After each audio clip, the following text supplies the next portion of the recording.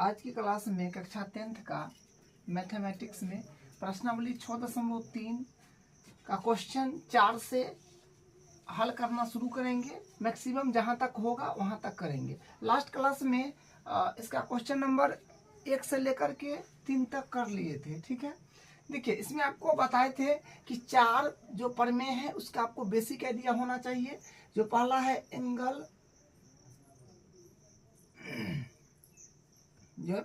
Angle, angle समरूपता कसौटी, दूसरा है एंगल समरूपता कसौटी, तीसरा है साइड समरूपता कसौटी और चौथा है साइड समरूपता कसौटी। इसको आपको आइडिया होना चाहिए कि अगर कोई त्रिभुज है उसका तीनों संगत, कोई दो त्रिभुज का तीनों संगत कोण अगर बराबर है तो क्या हो जाएगा, एंगल समरूपता से वो समरूप हो जाएगा।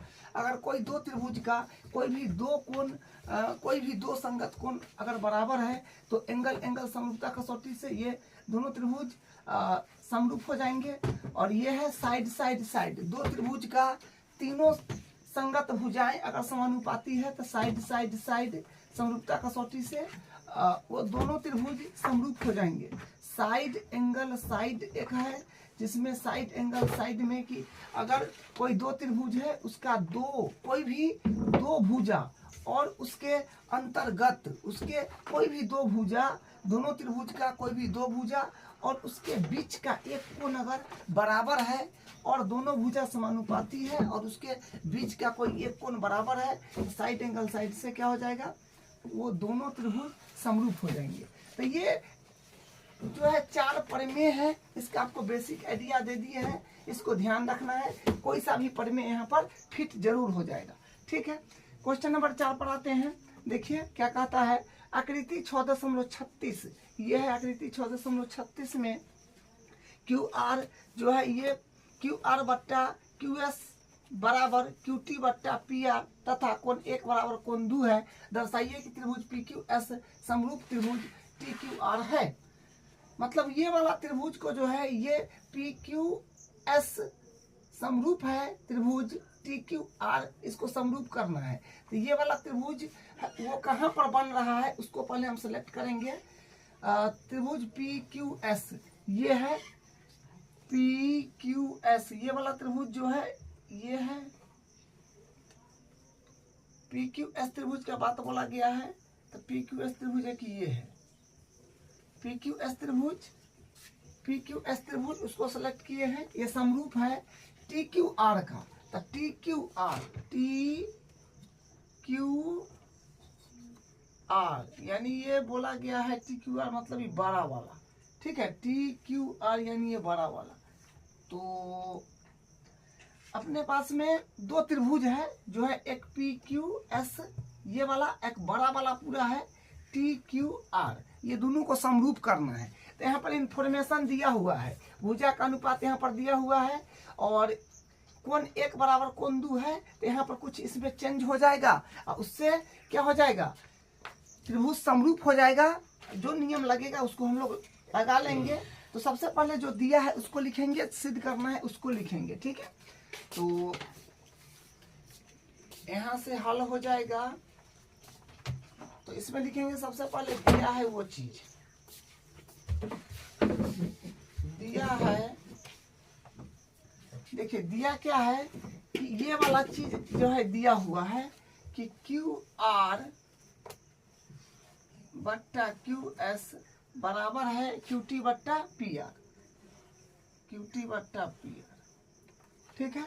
और एक और दिया है कि कोण 1 बराबर कोण 2 तथा कोण 1 बराबर कोण 2, ये चीज दिया हुआ है। ठीक है, अब सिद्ध क्या करना है उसको लिखते हैं।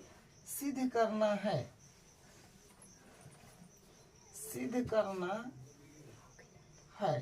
तो सिद्ध करना है में देखिए ये बात दर्शाइए कि ये समरूप ये है। तो माने ये चीज सिद्ध करना है कि त्रिभुज पी क्यू एस समरूप है, त्रिभुज पी क्यू एस समरूप है त्रिभुज टी क्यू आर का।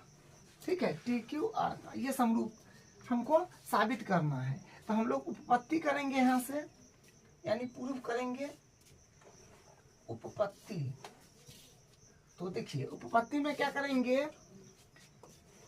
अपने पास में देखिए कोण एक जो है कोण दो के बराबर है, कोण एक और दो बराबर है, ये दिया हुआ है, कोण एक और दो बराबर है, ये दिया हुआ है। तो इससे हम इसके सामने का सम्मुख भुजा और इसके सामने का सम्मुख भुजा को बराबर कर लेंगे। ठीक है, तो ये कौन सा त्रिभुज में आ रहा है, त्रिभुज पी क्यू आर में। कोण एक और दो जो है ये त्रिभुज पी क्यू आर में आ रहा है, तो वो त्रिभुज को लेंगे। कोण एक और दो बराबर दिया हुआ है, उससे हम उसके सम्मुख भुजा को बराबर कर लेंगे।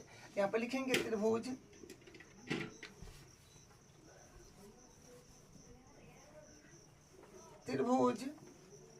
पी क्यू आर में क्या है कि कोण एक जो है ये बराबर है कोण दो का।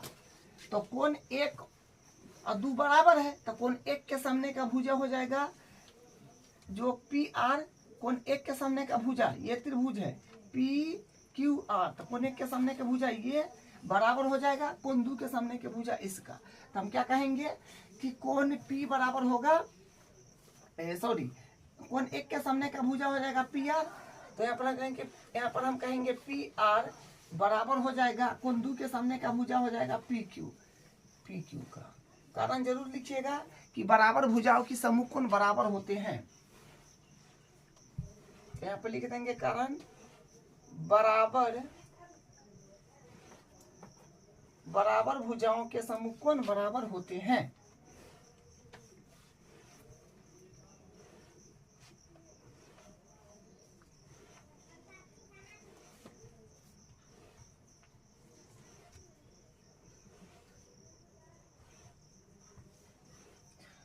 तो कारण हो गया कि बराबर भुजाओं के सम्मुख कोण बराबर होते हैं। ठीक है, तो यहाँ से ये काम कर लिए। अब देखिए हम क्या कर रहे हैं, हाँ इसको काम में लेकर के आगे बढ़ेंगे। तो इसको समीकरण एक मान लेते हैं और इसको भी समीकरण दो मान लीजिए। ठीक है, क्योंकि इससे मान इसमें हम रख दे, समीकरण दो से मान समीकरण एक में हम रख देंगे। तो यहाँ पे लिखते हैं समीकरण एक से, समीकरण दो से मान एक में रख रहे हैं। यहाँ पर लिखा समीकरण दो से मान समीकरण एक में रखने पर तो समीकरण एक से मान समीकरण दो में रखने पर, तो देखिए ये क्यू आर है तो क्यू आर एडिटिज रहेगा, क्यू आर बट्टा क्यू एस ये एडिटिज रहेगा बराबर, क्यू टी है तो क्यू टी भी एडिटिज। और पी आर के बदला हम क्या लिख सकते हैं, पी आर के बदला हम लिख सकते हैं पी क्यू। तो क्यू टी बट्टा पी आर के बदला पी क्यू, तब पी क्यू हो जाएगा। ठीक है, अब देखिए इसको ध्यान से अगर आप देखेंगे तो यहाँ पर क्या होगा कि जो त्रिभुज समरूप करना है, जो त्रिभुज जो हम रेड कलर से दोनों को बना दिए हैं, एक है पी क्यू एस और एक है टी क्यू आर, ये दोनों में भुजा का अनुपात जो है बराबर आ रहा है। ये है क्यू आर, तो क्यू आर ये देखिए पूरा बड़ा वाला हुआ, ये बड़ा वाला, और क्यू एस मतलब ये छोटा वाला हो गया। ठीक है, और उसके बाद क्यू टी पूरा बड़ा वाला हो गया, और पी क्यू ये छोटा वाला हो गया। तो ये बड़ा वाला त्रिभुज है और ये छोटा वाला त्रिभुज है। तो इसमें क्या है कि बड़ा वाला भुजा का अनुपात इस छोटा वाला के साथ बराबर है, और फिर ये बड़ा वाला भुजा का अनुपात इस छोटा वाला के साथ बराबर है, ये दोनों बराबर है। तो दो गो भुजा बराबर हो गया और उसके बीच का कोने को मिल जाएगा, तो हम क्या कहेंगे कि साइड एंगल साइड से वो दोनों त्रिभुज समरूप हो जाएंगे। ऐसा हो भी रहा है, क्योंकि ये बड़ा वाला त्रिभुज को आप देखिए और ये छोटा वाला त्रिभुज को आप देखिए, दोनों में कोण एक आ रहा है। तो हम क्या कहेंगे, कोण एक बराबर कोण एक उभयनिष्ठ हो जाएगा। तो यहाँ पर कहेंगे क्या कि त्रिभुज एक बड़ा वाला त्रिभुज है अपने पास में टी क्यू आर तथा त्रिभुज पी क्यू एस में क्या है कि कोण एक जो है वो बराबर है कोण एक का, जो हो जाएगा उभयनिष्ठ। ठीक है, या फिर पूरा नाम दीजिएगा तो भी कोई दिक्कत नहीं है। ये उभयनिष्ठ हो जाएगा। उभयनिष्ठ का मतलब होता है कि दोनों त्रिभुज में वो आ रहा है, तो उभयनिष्ठ, ये उभयनिष्ठ हो गया। तो इसको अगर मान लीजिए हाँ, इसको समीकरण 3 मान लीजिए और इसको समीकरण 4 मान लीजिए, तो हम कह सकते हैं ना कि समीकरण 3 और 4 से दोनों त्रिभुज समरूप हो गया साइड एंगल साइड से। तो हम लिख देंगे अतः समीकरण 3 व समीकरण 4 से स्पष्ट है कि त्रिभुज, दोनों त्रिभुज बड़ा वाला और छोटा वाला, ये पूरा बड़ा वाला और ये छोटा वाला, ठीक है, समरूप हो गया। तो यहाँ पर लिख देंगे स्पष्ट है कि त्रिभुज PQS समरूप है, PQS समरूप है त्रिभुज बड़ा वाला TQR का, ठीक है। कारण जरूर लिख दीजिएगा कौन नियम से है, तो भुजा कोण भुजा समरूपता से, ठीक है। ठीक है, ये दोनों त्रिभुज भुजा कोण भुजा समरूपता से जो है ये समरूप हो गया। तो यही इसका आंसर है। अब इसका अगला क्वेश्चन करते हैं। क्वेश्चन नंबर 5 को देखिए क्या कहता है। त्रिभुज PQR की भुजाओं PR और QR पर क्रमशः बिंदु S और T इस प्रकार स्थित है कि कोण P बराबर है कोण RTS तथा सही है कि ये समरूप ये है।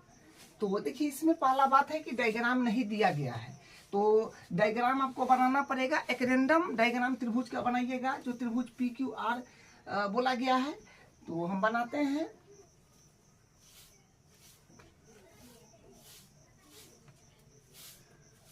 हम रेंडम एक त्रिभुज बना लिए हैं, इसका PQR नाम देना है। तो PQR, अब क्या बोला गया है, PR और QR पर, माने PR जो है आपका ये भुजा है PR और QR आपका ये भुजा है, पर क्रमशः बिंदु S और T है। मतलब ये भुजा पर कहीं पर एक बिंदु S है, कहीं पर भी ले लीजिए, हाँ यहाँ कहीं पर भी S, और QR भुजा पर एक बिंदु T है। तो यहाँ कहीं पर भी ले लीजिए, तो यहाँ पर T लिख दिए। ये दोनों को मिला दीजिए। क्या बोला गया है, हाँ, S और T इस प्रकार स्थित है कि कोण P जो है, ये वाला कोण P ये बराबर है RTS का। तो RTS का यानी ये मिलाए हैं, यहाँ से ये बन जाएगा RTS, ये वाला कोण। तो कोण P जो है ये बराबर होगा किसका, कोण RTS का। तो ये कोण और ये कोण बराबर है, ठीक है। वही बात है कि कोण P बराबर है RTS का, तो कोण P बराबर है RTS का। तो यहाँ से ये हो गया। सबसे पहले जो दिया है उसको हम लिख देते हैं। यहाँ पर लिखेंगे दिया है क्या कि देखिए दिया है, कोई खास चीज नहीं दिया गया है, बस हम इसको सिर्फ लिख देते हैं कि कोण P बराबर दिया है कोण RTS का, ठीक है। और सिद्ध करना है उसको एक बार लिख देते हैं, सिद्ध करना है। तो सिद्ध करना क्या है, देखिए सिद्ध करना है ये चीज कि त्रिभुज RPQ, त्रिभुज RPQ समरूप है त्रिभुज RTS का, ठीक है। तो हमको सिद्ध क्या करना है कि त्रिभुज RPQ समरूप है त्रिभुज RTS का। मतलब RPQ मतलब बड़ा वाला त्रिभुज, ठीक है। RPQ मतलब बड़ा वाला त्रिभुज, और RTS मतलब छोटा वाला। ये पूरा बड़ा वाला त्रिभुज को समरूप करना ही छोटा वाला के साथ, ठीक है। तो हम लोग यहाँ उपपत्ति करते हैं और ये क्वेश्चन बिल्कुल आसान है, ठीक है। देखिए यहाँ पर आप देख पा रहे हैं कि कोण P जो है ये बराबर हो जाएगा कोण T का, और ये वाला R कोण जो है ये छोटा वाला त्रिभुज में भी आ रहा है और बड़ा वाला त्रिभुज में भी आ रहा है कोण R। तो हम क्या कहेंगे कि दोनों त्रिभुज में दो कोण बराबर हो गया, तो हम कहेंगे कि एंगल समरूपता कसौटी से दोनों त्रिभुज समरूप हो गए। ठीक है। तो यहाँ पर हम लिखेंगे दो त्रिभुज में हम चलेंगे, जो होगा त्रिभुज आर पी क्यू व त्रिभुज आर टी एस में। तो देखिए कोण P और कोण आर टी एस, मतलब छोटा वाला त्रिभुज का ये कोण और बड़ा वाला का ये कोण बराबर है। अब स्पष्ट देख पा रहे हैं, यहाँ पे लिखेंगे कोण P बराबर है, क्योंकि तो दिया हुआ है कोण P बराबर है कोण आर टी एस का। कारण लिखिएगा दिया है, ये जो है ये दिया हुआ है, क्वेश्चन में ही दिया है यहाँ पे, ठीक है। और दोनों में ये बड़ा वाला त्रिभुज को आप देखिए ध्यान से, और छोटा वाला त्रिभुज को देखिए, ये आर कोण जो है दोनों में उभयनिष्ठ है। तो यहाँ पर हम क्या कहेंगे, कोण आर बराबर कोण आर, ये होगा उभयनिष्ठ, ठीक है, ये हो जाएगा उभयनिष्ठ। दोनों में कोण आर आ रहा है, बड़ा वाला में भी छोटा वाला में, तो उभयनिष्ठ हो गया। अगर दो त्रिभुज में कोई दो कोण भी बराबर हो जाता है तो एंगल एंगल समरूपता कसौटी से हम क्या कहेंगे, वो दोनों त्रिभुज समरूप हो गए। यहाँ पर लिखेंगे, यहाँ पर लिख देंगे कि एंगल एंगल समरूपता कसौटी से त्रिभुज, इसमें जैसे नाम दे करके बोला है उसी लिखिए, आर पी क्यू समरूप है त्रिभुज आर टी एस का, ठीक है। यही इसका प्रूफ हो गया, यही इसका प्रूफ है। अब इसका अगला क्वेश्चन करते हैं। क्वेश्चन नंबर 6 देखिए क्या कहता है, आकृति 6.37 में ये आकृति है, यदि त्रिभुज A B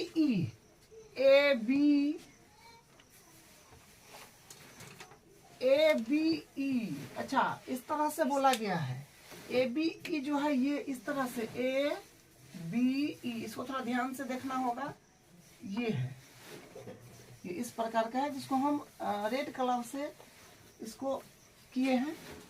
A B E सर्वांगसम है त्रिभुज ए सी डी का। अच्छा ए सी डी जो है अपने पास में ये हो जाएगा ए सी डी।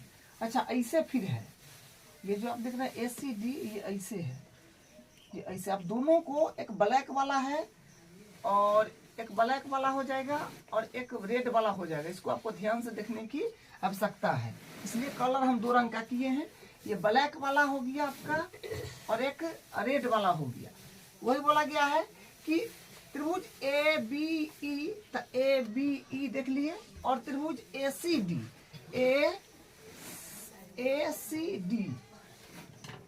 है, मतलब ये दोनों सर्वांगसम है। तो दर्शाइए कि ए डी ई समरूप होगा त्रिभुज ए बी सी का, ए डी ई समरूप होगा त्रिभुज ए बी सी का। मतलब ए डी ई का मतलब ये वाला हुआ, ए बी ई का मतलब ए डी ई ना, ए डी ई ये वाला छोटा वाला त्रिभुज, और समरूप है त्रिभुज ए बी सी का, मतलब ये छोटा वाला त्रिभुज और ये बड़ा वाला त्रिभुज समरूप है। ये ऐसा प्रूफ करना है कि ये छोटा वाला त्रिभुज बड़ा वाला त्रिभुज का समरूप है।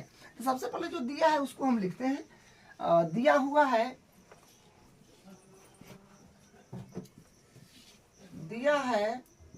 कि देखिए, दिया हुआ है कि ये चीज है जो त्रिभुज ए बी सी सर्वांगसम है ए सी डी का, ए बी ई सर्वांगसम है ए सी डी का, ठीक है। तो वो बात लिखेंगे कि त्रिभुज ए बी ई सर्वांगसम है त्रिभुज ए सी डी, और हाँ ये बात दिया है, और सिद्ध करना है उसको लिख लीजिए, सिद्ध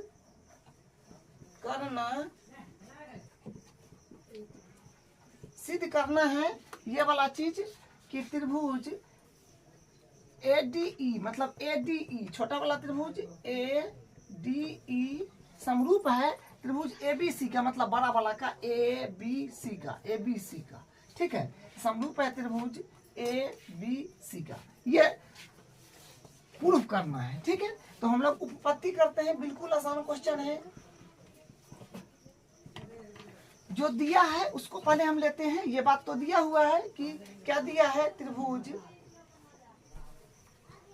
त्रिभुज ए बी ई सर्वांगसम है त्रिभुज ए सी डी का, ये बात तो दिया है। देखिए, जब दो त्रिभुज सर्वांगसम होते हैं तो उनके संगत कोण असंगत भुजा बराबरे होता है। ठीक है, जब दो त्रिभुज सर्वांगसम होते हैं तो उनके संगत कोण और संगत भुजा बराबर होते हैं।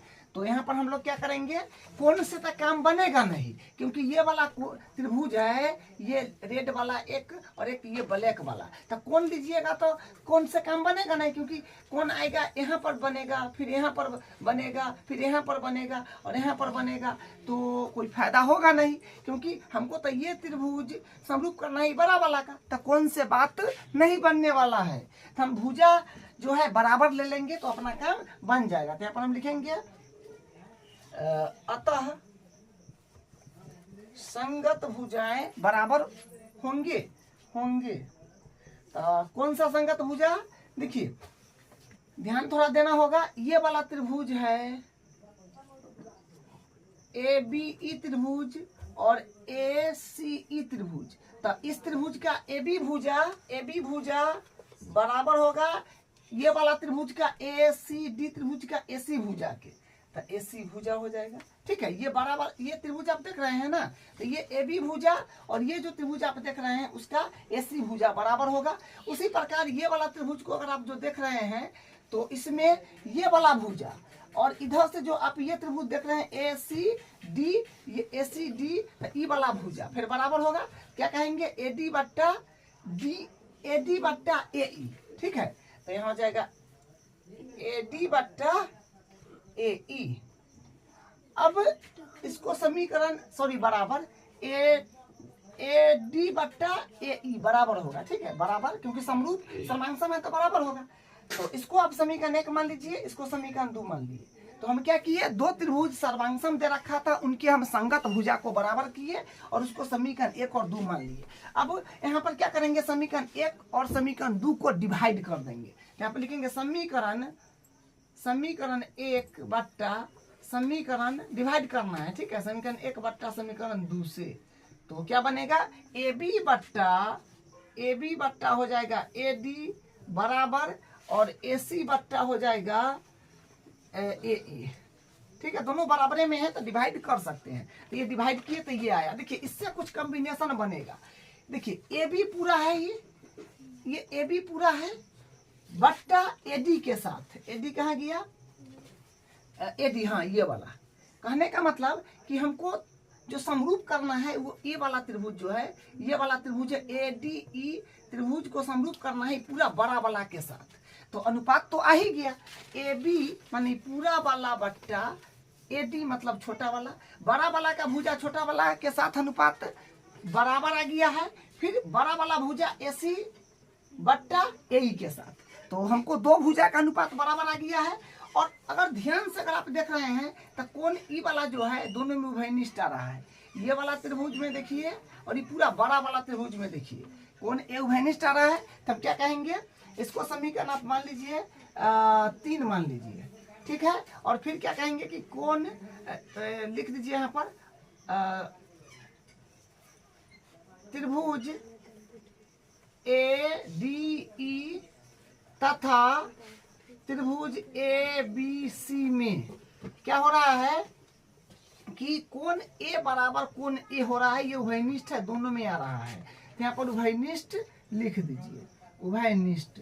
तो हम क्या कर, इसको समीकरण 4 मान लीजिए। तो हम क्या कह सकते हैं समीकरण 3 और 4 से कि ये दोनों त्रिभुज छोटा वाला और पूरा बड़ा वाला समरूप है साइड एंगल साइड से, साइड एंगल साइड से दोनों त्रिभुज समरूप हो जाएंगे। तो यहाँ पर लिखेंगे अतः समीकरण किससे स्पष्ट हो रहा है, 3 और 4 से। तो समीकरण 3 व समीकरण 4 से स्पष्ट, समीकरण 3 व 4 से स्पष्ट है कि क्या त्रिभुज ए डी ई समरूप है त्रिभुज ए बी सी का।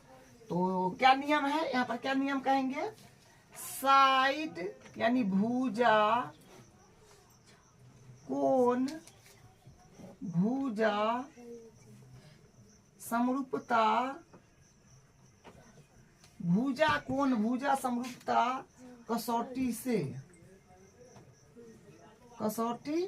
से। तो ये दोनों त्रिभुज जो है ये क्या हो गया, समरूप हो गया। अपना पूर्व जो है यही है इसका पूर्व। तो हम कुछ नहीं किए, दो त्रिभुज दिया हुआ था, सर्वांग दिया हुआ था, तो हम भुजा के अनुपात को बराबर किए और उसको डिवाइड कर दिए तो अनुपात बन गया। और दोनों में ये कोण जो है उभयनिष्ठ आ रहा था, तो उससे कोण उभयनिष्ठ हो गया। तो समीकरण 3 व 4 से साइड एंगल साइड से दोनों त्रिभुज समरूप हो गया। तो वो बात को हम लिख दिए। तो यही इसका फाइनल आंसर है। अब इसका अगला क्वेश्चन नंबर 7 देखिए क्या कहता है। आकृति 6.38 में, तो ये आकृति है त्रिभुज ABC के शीर्ष लंब। त्रिभुज ABC है, ये ABC है, इसका शीर्ष लंब AD है। ये AD शीर्ष लंब है और इसी शीर्ष लंब AD और CE परस्पर बिंदु P पर प्रतिच्छेद करता है। CE जो है CE और शीर्ष लंब AD ये दोनों परस्पर बिंदु P पर प्रतिच्छेद करता है। मतलब दोनों शीर्ष लंब है, ठीक है। AD और EC दोनों शीर्ष लंब है और वो परस्पर बिंदु P पर प्रतिच्छेद कर रहा है यहाँ पर, ठीक है। करते हैं तो दर्शाइए कि ये मतलब 4 पार्ट है इसका, ये बताना है। लेकिन क्वेश्चन बिल्कुल आसान है, ठीक है। देखिए सबसे पहले हम क्वेश्चन नंबर 1 का हल करते हैं, ठीक है। तो क्वेश्चन नंबर 1 का हल अगर करेंगे तो देखिए क्वेश्चन नंबर 1 यहाँ से हल है। तो 1 का हम यहाँ से ले रहे हैं। क्या है कि त्रिभुज ACP समरूप CDP लाना है। तो उपपत्ति में हम लिखेंगे, उपपत्ति में यानी प्रूव करेंगे। तो AEP समरूप साबित करके लाना है CDP का। तो यह दोनों त्रिभुज हम लोग ले लेते हैं। लिखेंगे त्रिभुज AEP तथा त्रिभुज CDP में। अब AEP त्रिभुज को ध्यान से देखिए। AEP त्रिभुज ये रहा, ठीक है। और CDP त्रिभुज ये रहा। अब इसको ध्यान से देखिए कि कोण E जो होगा वो बराबर हो जाएगा कोण D का, क्योंकि लंब डाला हुआ है। और उसके बाद ये वाला कोण जो होगा और ये वाला कोण भी बराबर होगा शीर्षाभिमुख कोण से। तो एंगल समरूपता कसौटी से दोनों त्रिभुज समरूप हो जाएंगे। तो यहाँ पर हम लोग लिख देंगे कि कोण E जो है, या पूरा नाम दे दीजिए, ठीक रहेगा, AEP। तो कोण AEP बराबर है, कोण AEP बराबर है किसका, कोण CDP का। कोण CDP का क्या है, प्रत्येक 90 है, प्रत्येक 90 डिग्री। और ये कोण बराबर होगा शीर्षाभिमुख कोण से। आप जानते हैं ना, क्लास 9 में पढ़े कि जब दो रेखा काटता है तो ये और ये शीर्षाभिमुख कोण बराबर होता है, इधर भी। तो वही काम यहाँ पर करना है। तो कोण APE, यहाँ पर कोण बन रहा है तो वो वाला बीच में आना चाहिए। APE कहिए चाहे EPA कहिए, जैसे कहिए। तो हम APE कहते हैं। तो APE बराबर होगा कोण CPD का, कोण CPD का। कारण लिखिएगा शीर्षाभिमुख कोण, अपोजिट वर्टिकली एंगल,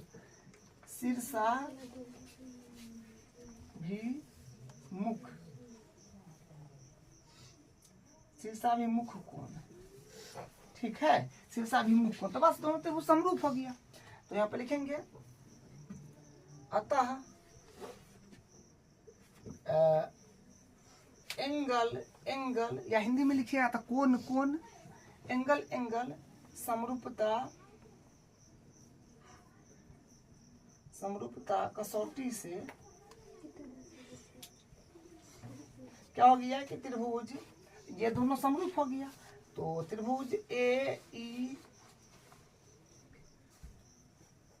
AEP समरूप है त्रिभुज CDP का। तो ये जो है पहला का प्रूफ हो गया, पहला का प्रूफ हो गया। उसके बाद दूसरा में आ जाइए। तो दूसरा में ये दोनों त्रिभुज जो बोला है उसको लीजिए। तो यहाँ से कर लेते हैं, यहाँ पर दूसरा हो जाएगा। तो जो त्रिभुज है उसी में चलेंगे, तो लिखेंगे त्रिभुज क्या है ए बी डी, त्रिभुज ए बी डी तथा त्रिभुज सी बी ई में, सी बी ई में। तो ध्यान से देखिए ये वाला त्रिभुज को A B D, A B D मतलब ये पूरा बड़ा वाला त्रिभुज ए बी डी पूरा बड़ा वाला, ध्यान रखिएगा। त्रिभुज C B E, C B E मतलब, सी बी ई मतलब ये वाला, सी बी ई ये वाला, ठीक है। यानी ये पूरा बड़ा वाला त्रिभुज और ये पूरा ये जो है इधर का बड़ा वाला त्रिभुज, ठीक है। तो फिर वही बात, ये बड़ा वाला त्रिभुज में आप देखिए ध्यान से, ये पूरा बड़ा वाला में जो कोण ई जो है ये आपका, और ई वाला जो है क्या बोलते हैं, ये वाला त्रिभुज में सी बी ई में, सी बी ई में दोनों में यहाँ पर क्या है कि देखिए इसमें जो है ये बड़ा वाला त्रिभुज में कोण डी पर 90 हो जाएगा और ये इधर वाला त्रिभुज में कोण ई पर 90 हो जाएगा। तो कोण डी और कोण ई प्रत्येक 90 से बराबर हो जाएगा। और दोनों में अगर ध्यान से आप देखिएगा तो कोण बी आ रहा है जो उभयनिष्ठ हो जाएगा, ठीक है। तो वही काम करेंगे, तो ये हो जाएगा ए बी डी में कोण डी पर 90 बन रहा है, तो कोण डी जो है ये बराबर हो जाएगा कोण, इस वाला में कोण ई पर 90 बन रहा है तो कोण ई हो जाएगा। इसमें कारण होगा प्रत्येक 90, प्रत्येक 90 डिग्री। उसके बाद कोण बी दोनों में उभयनिष्ठ है, तो कोण बी बराबर कोण बी ये हो जाएगा उभयनिष्ठ, हाँ उभयनिष्ठ यानी कॉमन है दोनों में। तो हम फिर क्या कहेंगे, एंगल, अतः एंगल एंगल समरूपता कसौटी से क्या कह सकते हैं कि त्रिभुज, त्रिभुज जो है अपने पास में ए बी डी समरूप है त्रिभुज सी बी ई का, ठीक है। अब इसका तीसरा पार्ट करते हैं। देखिए बहुत आसान क्वेश्चन है, आपको समझने में कोई कठिनाई नहीं होना चाहिए। अब देखिए यहाँ पर तीसरा क्वेश्चन है ए ई पी समरूप है त्रिभुज ए डी बी का। तो ये दोनों त्रिभुज ले लेते हैं, त्रिभुज ए ई पी तथा त्रिभुज ए डी बी, त्रिभुज ए डी बी में। तो हम क्या कहेंगे यहाँ पर, त्रिभुज को पहले देख लीजिए फिगर में कौन सा है, ए ई पी, ए ई ए अच्छा हाँ ए ई पी ये वाला फिर से ए ई पी और ए डी बी जो ए ई पी का समझ गया, और ए डी बी अच्छा ये पूरा बड़ा वाला ए डी बी और ये छोटा वाला, ये छोटा वाला ये पूरा बड़ा वाला। तो सेम वही काम यहाँ पर ई पर और डी पर 90 लिख दीजिएगा। तो लिखेंगे कोण ई बराबर कोण डी प्रत्येक 90 डिग्री। और हाँ अब यहाँ पर देखिए दोनों में कोण ए उभयनिष्ठ है, ये छोटा वाला को देखिए, ये पूरा बड़ा वाला को देखिए, छोटा वाला में भी ए आएगा, बड़ा वाला में भी ए आएगा। तो कोण ए बराबर होगा कोण ए ये हो जाएगा उभयनिष्ठ, ठीक है। तो हम क्या कहेंगे, अतः एंगल समरूपता कसौटी से त्रिभुज ये दोनों समरूप हो गया, जो ए ई पी समरूप है त्रिभुज ए डी बी का, तो ये भी बन गया। अब इसका चौथा देख लीजिए, चौथा हाँ लास्ट पार्ट है पी डी सी यानी ये वाला त्रिभुज फिर से पी डी सी। अब बी ई सी, तो बी ई सी पूरा मतलब ये छोटा पूरा बड़ा, तो यहाँ पर फिर कोण ई और डी बराबर होगा, और दोनों में कोण सी आएगा तो उभयनिष्ठ हो जाएगा। यहाँ पर लिखेंगे दोनों त्रिभुज लीजिए, त्रिभुज पी डी सी तथा त्रिभुज बी ई सी में। तो हम क्या कहेंगे कि इसमें जो कोण डी है उस पर 90 है, और ये पूरा बड़ा इस छोटा वाला में कोण डी पर 90, और ये पूरा बड़ा वाला में जो है कोण ई पर 90, तो कोण ई और यहाँ पर क्या होगा प्रत्येक 90, प्रत्येक 90। और दोनों में कौन सी उभयनिष्ठ है, तो कोण सी बराबर कोण सी उभयनिष्ठ, उभयनिष्ठ। तो हम क्या कहेंगे, अगर कोई दो त्रिभुज में दो कोण बराबर होता है तो एंगल एंगल समरूपता कसौटी से दोनों त्रिभुज समरूप होते हैं। तब लिखें अतः एंगल एंगल समरूपता कसौटी से क्या है कि त्रिभुज ये दोनों समरूप हो गया, पी डी सी समरूप है त्रिभुज बी ई सी का। तो इसका चारों पार्ट प्रूव कर लिए हैं, बिल्कुल आसान था। अब इसका अगला क्वेश्चन का नंबर 8 देखिए क्या कहता है, समांतर चतुर्भुज एबीसीडी की बढ़ाई गई भुजा एडी पर स्थित ई एक बिंदु है तथा बीई भुजा सीडी को एफ पर प्रतिच्छेद करती है। दर्शाइए कि एबीई समरूप त्रिभुज सी एफ बी है। तो इसमें डायग्राम तो दे नहीं रखा है, डायग्राम बनाना पड़ेगा। समांतर चतुर्भुज बोला है तो समांतर चतुर्भुज का डायग्राम पहले बनाइए। तो हम एक रैंडम समांतर चतुर्भुज का डायग्राम बना ले रहे हैं।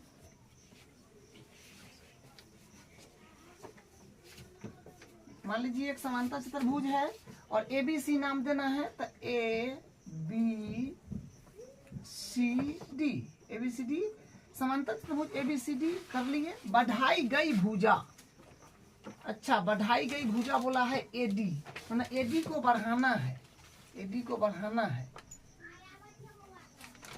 एडी को बढ़ाना है। मान लीजिए यूं बढ़ा दिए,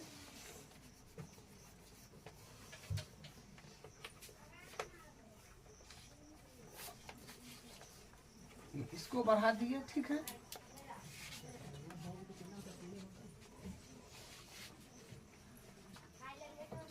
बढ़ाई गई भुजा एडी, तो एडी को बोला है बढ़ाने के लिए, तो एडी को बढ़ा दिए हैं। बढ़ाई गई भुजा एडी पर स्थित ई एक बिंदु है। अच्छा मान लीजिए इतना तक बढ़ाए हैं तो इसका एक बिंदु है, नाम दीजिए ई इसको, ठीक है। ई बिंदु है तथा बीई भुजा सीडी को एफ पर प्रतिच्छेद करता है। बीई भुजा, बीई इसको मिलाइएगा तो बीई बन जाएगा। बीई भुजा डीसी को सीडी या डीसी सीडी को एफ पर प्रतिच्छेद करता है, ये बोला गया है, ठीक है। तथा बीई भुजा सीडी को, बीई को मिला दिए और सीडी को वो एफ पर प्रतिच्छेद करती है, नाम दे दिए। तो दर्शाइए कि त्रिभुज ए बी ई समरूप है त्रिभुज सी एफ बी का। तो ये त्रिभुज कहाँ है, ए बी ई, ये त्रिभुज जो है ये वाला देख रहे हैं आप, और सी एफ बी, अच्छा ये वाला त्रिभुज, ये पूरा बड़ा वाला त्रिभुज समरूप है, सिद्ध करना है, अपने को प्रूव करना है। तो करते हैं, बिल्कुल आसान है।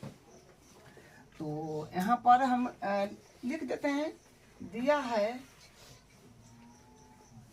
ए बी सी डी एक समांतर चतुर्भुज है, समांतर चतुर्भुज है। तो देखिए समांतर चतुर्भुज है तो हम कह सकते हैं कि अतः ए बी समांतर होगा सी डी के, ए बी समांतर सी डी, ठीक है। हाँ तो समांतर चतुर्भुज है, ए बी समांतर सी डी हो जाएगा, ठीक है। और सिद्ध करना है, उसको एक बार लिख लीजिए। सिद्ध करना है, सिद्ध करना है, तो सिद्ध करना है में क्या, देखिए ये वाला जो है ए बी ई त्रिभुज ए बी ई समरूप होगा त्रिभुज सी एफ बी का। ये जो है ये क्या करना है, प्रूव करना है। तो देखिए क्या करेंगे, देखिए यहाँ पर थोड़ा ध्यान दीजिएगा। समांतर चतुर्भुज में खास बात होता है उसके सम्मुख कोण जो होता है बराबर होता है। ये कोण इसके और ये कोण इसके बराबर होंगे। तो यहाँ पर ये कोण जो है, ये कोण और ये कोण बराबर होंगे, लेकिन ये कोण बराबर होंगे मगर अपने काम का नहीं होगा। काम थोड़ी आने वाला है। ये कौन ये वाला त्रिभुज में आइए नहीं रहा है, ये वाला त्रिभुज में ये कौन आइए, यहाँ पर ये कौन करेंगे तो इसको दो पार्ट में बांट रहा है। तो ये वाला सम्मुख कौन तो पूरा आ रहा है ये वाला त्रिभुज में, ये वाला त्रिभुज में, तो ये और ये काम में आएगा। समांतर त्रिभुज का सम्मुख कौन ये और ये बराबर कर सकते हैं। और दूसरा काम क्या करेंगे कि ये और ये समांतर है और ये समांतर है, तो एकांतर कोण यहाँ पर बन जाएगा। ये जो है एकांतर कोण बन जाएगा, जेड बन रहा है ना, समांतर ये दोनों है तो यहाँ पर एकांतर कोण हो जाएगा, ये और ये बराबर हो जाएगा। तो फिर दो कोण बराबर कर दिए दोनों त्रिभुज में, तो हम क्या कहेंगे, एंगल समरूपता कसौटी से दोनों त्रिभुज समरूप हो जाएंगे। तो यहाँ पर लिख देंगे, तो इसमें कोण ए बराबर होगा कोण सी का, कोण ए जो है ये बराबर होगा कोण सी का। कारण जरूर लिखिएगा कि समांतर चतुर्भुज की सम्मुख कोण, समांतर चतुर्भुज का सम्मुख कोण, ठीक है। समांतर चतुर्भुज का सम्मुख कोण ये हो जाएगा। उसके बाद कोण ई जो है, या पूरा नाम दीजिए डी ना त्रिभुज ये वाला है ए बी ई, नाम दीजिए इसको ऐसे ए ई बी। कोण ई पर बन रहा है तो कोण हो जाएगा ए ई बी, बीच में ई आना चाहिए, ई पर कोण बन रहा है, बराबर है यहाँ पर बी सी एफ का। तो कोण बी सी एफ का ये कहेंगे एकांतर कोण, एकांतर कोण, ठीक है। तो दो कोण बराबर हो गया है, तो हम लोग क्या कह सकते हैं, ना सॉरी कोण बी पर ना एकांतर कोण बन रहा है, सी बी एफ करिएगा, सी बी एफ करिएगा, क्योंकि एकांतर कोण ये जेड ये यू बन रहा है, तो ये वाला कोण होगा और ये वाला कोण था, कोण ई यहाँ पर बराबर होगा कोण बी का। तो पूरा नाम दे दिए हैं सी बी एफ, इसमें दे दिए हैं ए ई बी, तो ये एकांतर कोण हो जाएगा, ठीक है। तो हम क्या कहेंगे, अतः त्रिभुज अतः नियम पहले लिख देते हैं, अतः एंगल समरूपता कसौटी से, एंगल समरूपता कसौटी से हम क्या कहेंगे कि त्रिभुज ये दोनों समरूप हो गया, त्रिभुज ए बी ई समरूप हो जाएगा त्रिभुज सी एफ बी का। तो यही प्रूफ करना था, ये प्रूफ हो गया है, तो यही इसका प्रूफ है। अब हम अगले क्वेश्चन अगले क्लास में करेंगे, इसको आप घर एक बार बिना देखे प्रैक्टिस करें।